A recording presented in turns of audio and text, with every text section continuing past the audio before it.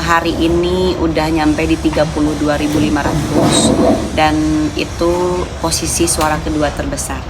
Jadi nanti putusan itu di tanggal 20 Maret. Sekarang lagi nunggu hasil rekapitulasi di tingkat KPU Jawa Barat.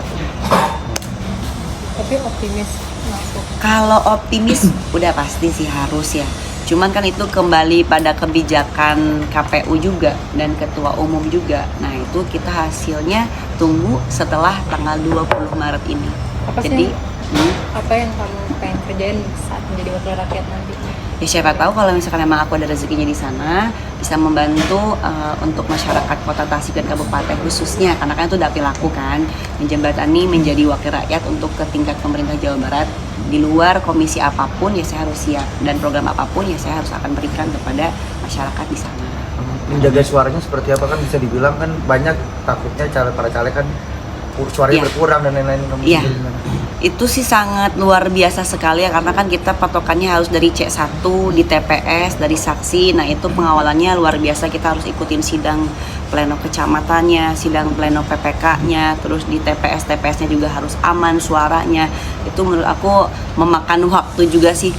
Setelah pemilu ternyata tuh belum selesai bener-bener gitu apakah suaranya aman atau tidak. Ternyata justru setelah pemilu tuh suara kita tuh tetap harus dikawal sampai nanti putusan di bulan Maret ini gitu. Tapi yang lebih berat sebenarnya setelah pemilunya. Setelah pemilunya, ternyata setelah pemilu tuh makin repotnya tuh karena sidang pleno tuh kita harus tetap standby saksi di setiap kecamatan gitu.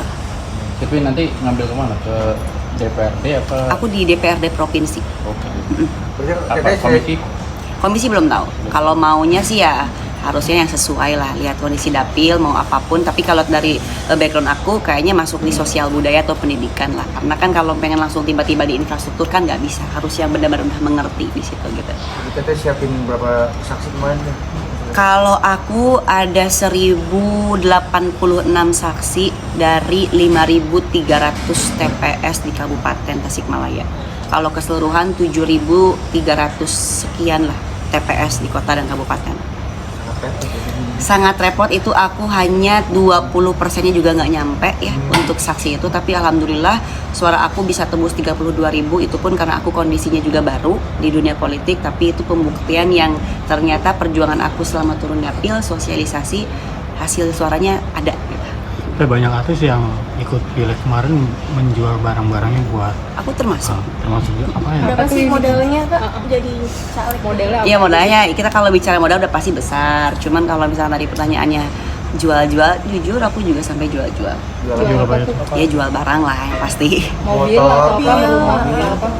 Enggak sih kalau misalkan sampai segitunya, ya jual tas, jual emas juga. Jujur itu perjuangan aku ya, buktinya kan karena gini, aku mikirnya yang penting aku sekarang ingin berbuat baik, ya udah apapun yang saya punya dulu untuk saat ini, bagaimanapun caranya saya bisa dapat dulu, insya Allah kan nanti juga bisa akan keganti lagi dari rezeki lainnya. Jadi aku nggak nanggung lah, udah di sini masa kita setengah-setengah sih. Apalagi aku dapat nomor urut 1 kan, itu kan tanggung jawab yang besar buat aku. Jadi kesempatan juga, mumpung nomor 1 kita usahakan, kita upayakan semaksimal mungkin, kayak itu aja pikirnya kayak gitu. Jadi berarti udah terima resikonya sebelum Kenapa? Udah terima resikonya ya kalau kalah udah ya. siap gitu. Oh kalau kalah, Siapnya, iya harus siap, karena kan kita bicara juga caleg juga bukan cuma saya aja, semua punya dorongan, punya senjata masing-masing kan. Itu tinggal kembali ke kitanya siap atau enggak. Kalau misalkannya kalah ya saya sih udah siap sih, tapi saya sudah ikhlas juga. Banyak yang stres. Karena Percaya juga, karena ya itu kan kita bicara nominal juga bukan kecil kalau nyalek itu. Tapi alhamdulillah kalau kitanya nggak ikhlasnya susah. Nah aku udah dalam tahap ikhlas, mau menang mau enggak ya udah. Sampai miliaran gitu? Sampai Artinya menguras tabungan PT akhirnya. Tapi kan ada juga yang berpolitik dengan konsep dengan cara yang murah teh. Nah, itu gimana sih teh, bakal dipakai juga nggak sih ke depannya? Kalau aku gini, kalau artis nyalek itu sebenarnya alhamdulillah karena mereka udah punya modal popularitas. Jadi sebenarnya tidak yang susah-susah amat untuk mempromosikan karena udah banyak yang tahu mungkin ya. Tapi kembali ke teknis sama tim, nah itu yang mungkin dari segi artis itu yang belum kuat. Padahal juga kan kita belajar juga di lapangan harus gimana nih supaya timnya solid, supaya sistemnya benar. Tapi balik lagi antara siapa atau enggaknya untuk dorongannya itu. Tapi jujur itu kan namanya perjuangan, kita pokoknya harus ikhlas, harus maksimal juga supaya bisa dapat hasil yang baik gitu.